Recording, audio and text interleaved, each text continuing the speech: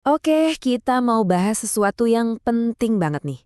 Kita kan sering banget ya denger nasihat, cintai diri sendiri. Tapi jujur deh, kadang nasihat itu kedengarannya gampang, tapi kok rasanya susah banget ya buat dilakuin. Nah, di sini kita bakal bedah kenapa langkah pertama buat bisa cinta sama diri sendiri itu sebenarnya bukan soal cinta, tapi soal penyembuhan dulu. Kalian pernah ngerasa gini nggak? Kayak frustrasi gitu, semua orang bilang kita harus sayang sama diri sendiri, tapi rasanya ada tembok gede yang ngehalangin. Kalau pernah, tenang, kamu nggak sendirian. Perasaan ini tuh wajar banget, dan ada alasannya loh kenapa bisa begitu.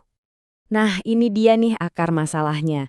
Jadi, ini bukan karena kamu kurang usaha, tapi mungkin karena urutannya yang kurang pas. Kayak yang kutipan ini bilang, kita nggak bisa bangun rumah cinta diri di atas pondasi yang masih retak.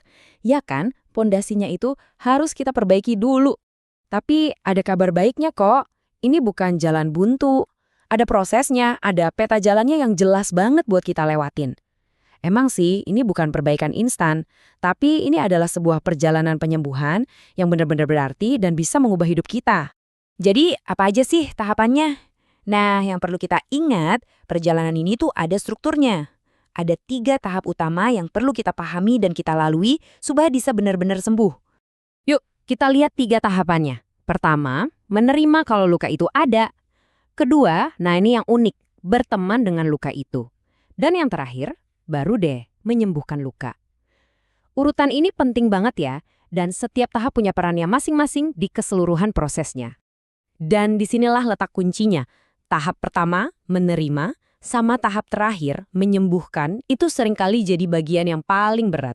Tapi, jembatan yang nyambungin keduanya itu justru ada di langkah yang tengah, berteman.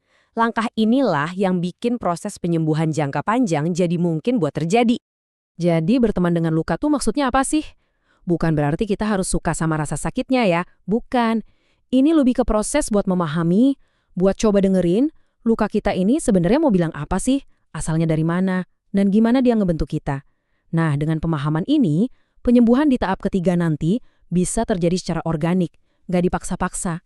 Oke, sekarang kita udah tahu nih kerangkanya. Menerima, berteman, terus menyembuhkan. Pertanyaan selanjutnya, jelas dong, mulainya dari mana? Apa langkah pertama yang paling krusial? Dan inilah jawaban yang paling ngasih kita kekuatan. Tahap pertama, yaitu menerima luka, pada akhirnya adalah sesuatu yang cuma bisa kita lakukan buat diri kita sendiri. Bantuan dari luar, dari teman, dari terapis, itu bisa ngebimbing kita. Tapi keputusan buat mengakui dan menerima luka itu harus datang dari dalam. Kekuatan buat memulai ada di tanganmu sendiri. Jadi, sebagai penutup, aku mau ngajak kamu buat merenung sejenak. Nggak usah mikirin keseluruhan perjalanannya yang panjang. Coba deh fokus ke satu langkah kecil aja. Kira-kira, luka mana, mau itu besar atau kecil, yang kamu siap untuk akui dan terima keberadaannya mulai hari ini?